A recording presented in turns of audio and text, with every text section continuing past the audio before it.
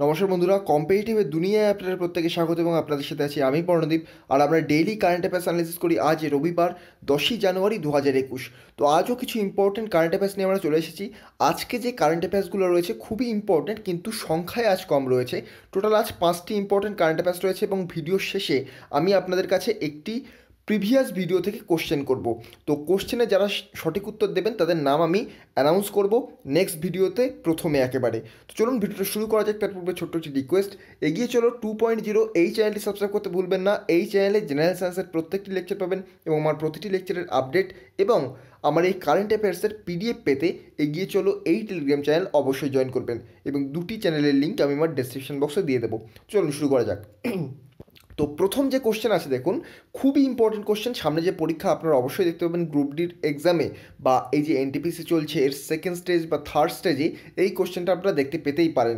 তো সঠিক উত্তর কি, কোশ্চেনটা আগে বলে নিই। এনআরআই ডে কবে পালন করা হয় বা প্রবাসী দিবস কবে পালন করা হয়?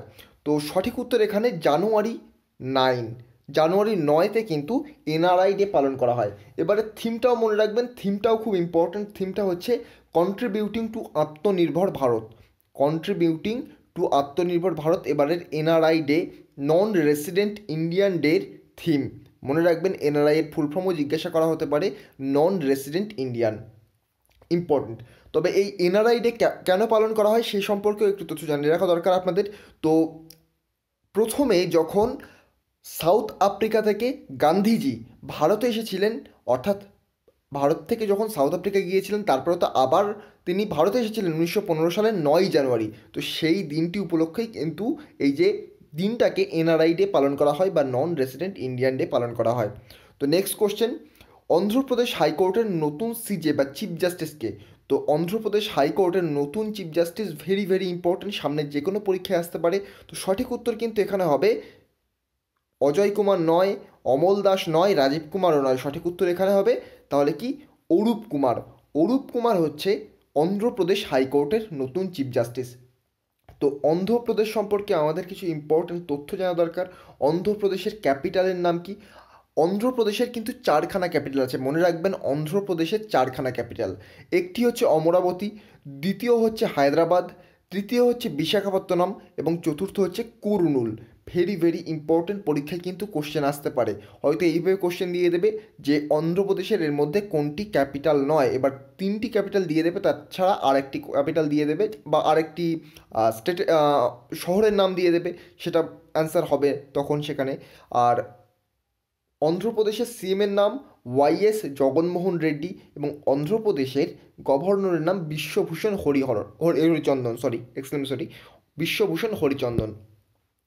নেক্সট কোশ্চেন বলছে দেখুন, এবারের কলকাতা ফিল্ম ফেস্টিভ্যাল কততম? তো এবারে কততম ফিল্ম ফেস্টিভ্যাল কলকাতায় অনুষ্ঠিত হবে? তো সঠিক উত্তরে কিন্তু এখানে 26তম ফিল্ম ফেস্টিভ্যাল অফ কলকাতা এবারে অনুষ্ঠিত চলেছে এবং এখানে 131টা মুভি দেখানো হবে, যার মধ্যে এবারে কিন্তু স্পেশালি সত্যজিৎ রায় এবং রিসেন্টলি সৌমিত্র চট্টোপাধ্যায় মারা গেলেন, তাদেরকে কিন্তু প্রমোট করা হবে।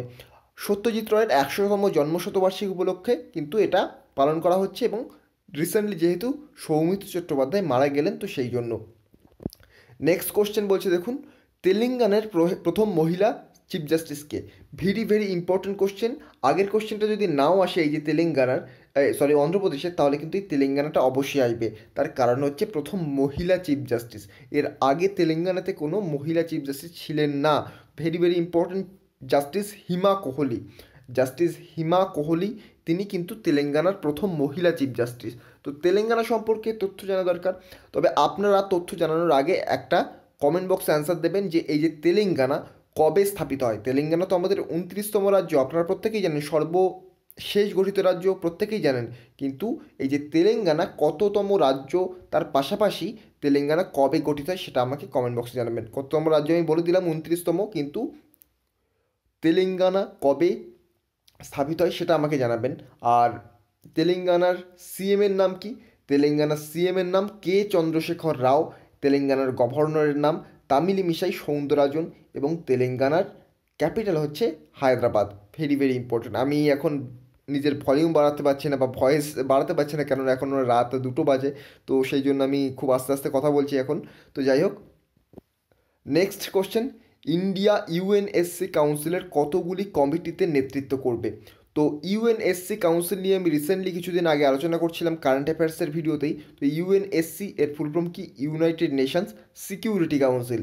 তো ইউএনএসসি কাউন্সিলের টোটাল 3টি কমিটিতে ইন্ডিয়া কিন্তু নেতৃত্ব করবে। তো ইউএনএসসি কাউন্সিলে ইন্ডিয়া কিন্তু 2 বছরের জন্য একটা টেম্পোরারি মেম্বারশিপ পেয়েছে। টোটাল 5টি মেম্বার থাকে যারা পার্মানেন্ট, আর নন পার্মানেন্ট হিসেবে 10টি মেম্বারকে যোগ করা হয়। সেখানে কিন্তু ইন্ডিয়া এবার এই যে ইউএনএসসিতে জায়গা পেয়েছে অবজারভার হিসেবে এবং নন পার্মানেন্ট মেম্বার হিসেবে।